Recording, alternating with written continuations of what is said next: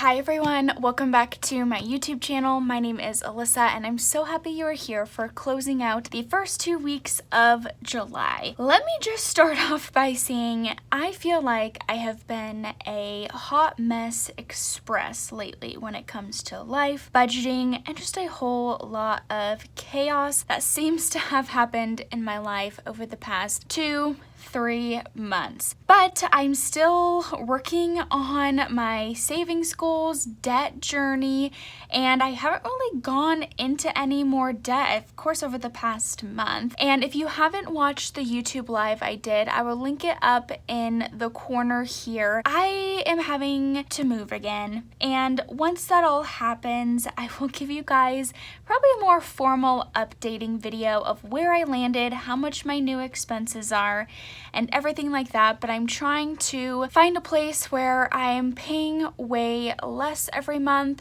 I wanted to go live by myself again, but it just seems that prices in Seattle for a clean, safe, nice apartment is just absolutely insane. I know it's insane everywhere in the country, and I just feel very, very, very overwhelmed lately. But I guess such is life, and I have to remind myself I'm only 25 and things will happen the way they're gonna happen. I'm still gonna try to stay in the process of trying to buy a condo, but I'm hoping whatever place I land, wherever I live, will be way more comfortable and I won't feel like I'm desperate to find something. So let's get into closing out the first 2 weeks of July. If we go all the way to, this is the calendar, and we're gonna hop to the expense tracker. This is all of my budget categories highlighted out, and this is what I did for the rent. So it got really confusing, and I don't think this will happen anymore because I'm done paying my ex for rent. He is on his own now, no more help from me. I did my 2 months worth, but I tracked it as the 2 things I saved in the beginning of the month, and then this incorporates these numbers and the equal amounts that I saved from the middle of June's budget. So I just kind of canceled these off because I wanted to make sure I tracked them just in terms of my tracker, but I didn't want to write that I also paid these expenses. What I did is I transferred this amount from my savings account into my bank account, and that's what I used to pay both of these rents plus these rents too. I don't know if that really makes sense, but it did make sense in my mind, and it's my budget, so I just kind of figured it out. All of my expenses down here, and I messed up somewhere in my calculations, and I swear to you, I calculated these 4 or 5 times each, and I cannot figure out maybe what I double counted, double wrote as an expense. Like, everything seems to check out. So it's kind of perplexing, but that's what happens when sometimes you don't update your expense tracker right after you buy something. So if we go back to the actual budget, adding on to my hot mess express, by the way, I'm on the floor because I'm filming in my office. My mom is in town and I didn't want to film there. And then the meeting rooms I normally book, I don't know why people need to book them all day long, every single day this week, but that's just what happened. So I'm on the floor, but I guess you can't really tell until I tell you, but it's this carpet right here. So just hop on the Hot Mess Express, apparently. But my income was almost exactly what I anticipated. My ex actually paid me for Hulu, and that's what he paid me back for from June, actually. So I had an extra $14 that came into my account, but my paycheck and my commission was all what I had anticipated it to be. So my total income for the first half of July is $2,985. I failed miserably this month with sinking funds. We'll wait to get there, but it was bad, you guys. It was really bad, and it's almost embarrassing at this point, knowing I had basically $3,000 of income, and it seems like I spent it on who the hell knows what. So rent, we already kind of talked about that. So number 1 is my new rent, which is the place I'm in right now. Soon it'll be the old rent, but it was $743 for half, and then the old rent was $513 for half because I'm saving half of rent each paycheck. I think I said that correctly.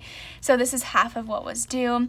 Electricity, I'm saving $50 a paycheck. And then for my kind of non-dated expenses, I did actually have an extra therapy appointment because of the Hot Mess Express, and I thought it was important that I just had to work out some things. So my total expenses for the total bills, I should say, came out to $1,356, leaving me $1,629 left over. For variable expenses, I think I was over in almost every single category. Groceries, I was over by, it was only $27, which is good, but I was still over by $27. Eating out, I was only over by $20. Gas and car, I won't go into why this number is so high because I'm actually having another video that will explain it all, and it's like a whole thing. But I was over by, what is that, almost, wow, $74 I was over. So oh, and I was over because if you guys watched the last closeout video for June, I didn't have my gas charge pop up on my account, and it didn't post for like a week after, and I had to calculate that into this number too. So that is included. Fun entertainment, I was over. Maybe this is where I was over. I don't remember spending that much money on fun entertainment, but I guess I spent almost $200, which is crazy. Miscellaneous, I actually might return some of this, but I bought some more things for the apartment, so $337. I also don't know really what I spent. It feels like I really didn't go anywhere, but yet I have all this money that I spent. Travel, I'm going to a wedding this upcoming week, and I paid my friend for the hotel, so that was the $290. So total variable expenses came out to $1,207, which left us with $422. If I would have stuck to this, I would have been able to save actual money for these things, and I didn't. I think my car insurance is actually going to be due in August, so God bless me. And then all of this stuff I just didn't save for. Like, it really just sucks that I didn't save for any of this, and I'll beat myself up for a while, but I can't go back in the past. I can try to return some of these things, but it's really not gonna add up to the $445 I should have had for this month. So nothing for sinking funds. This is where I think I just somehow got lost. It's just, I don't know. I don't even know. So I should have $422 left over. I did pay $62 on my Alaska Airlines card, so I should have been left with $360. But when I did this budget with you guys on here, right afterwards, I did transfer $408 into my emergency fund. And then the budget mom, she posted like a $25 challenge, so I transferred that to my future house.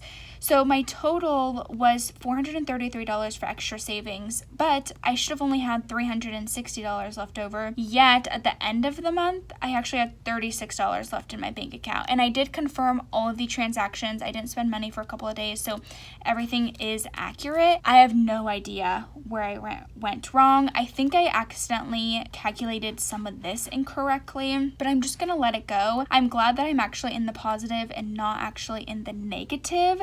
So I'm going to be rolling over this $36 into the second half of July. We'll see that when we set up the second half of July, which that will be the video posted after this. Wow, things are just nuts and wild and crazy. I don't know if everyone is feeling just extra stressed and overwhelmed lately, but I sure am, and it has been just a wild July, I would say. I don't know why it seems so crazy, but I think it's also just been a wild past 2 months with, getting out of a long-term relationship, having to find a place, apparently choosing the very, very wrong place for myself, and now having to go back into kind of the market to see what I can rent that's in my price range, but also thinking that I'm going to start having in September a $1,300 a month student loan payment.